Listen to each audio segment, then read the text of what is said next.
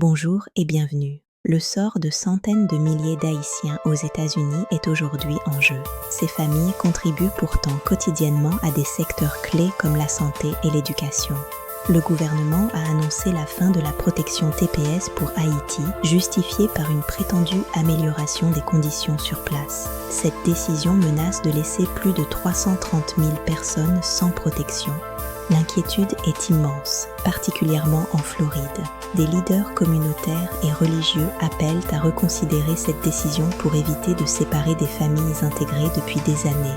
Une cour d'appel fédérale a jugé que la fin de cette protection n'était pas légale dans sa forme actuelle. Cependant, cette décision ne suspend pas immédiatement l'expiration prévue, laissant le dossier dans le flou.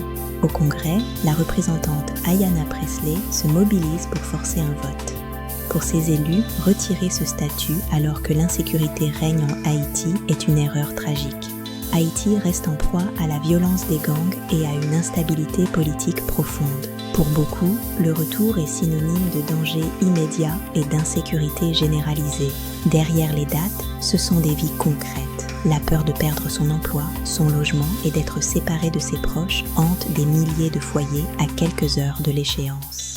Ce dossier illustre comment les décisions administratives bouleversent des destins. C'est une question de dignité humaine pour ceux qui ont bâti leur vie ici par leur travail et leurs espoirs. Nous continuerons de suivre ce combat. Si cette présentation vous a plu, n'oubliez pas de vous abonner pour ne rien manquer de l'actualité sociale.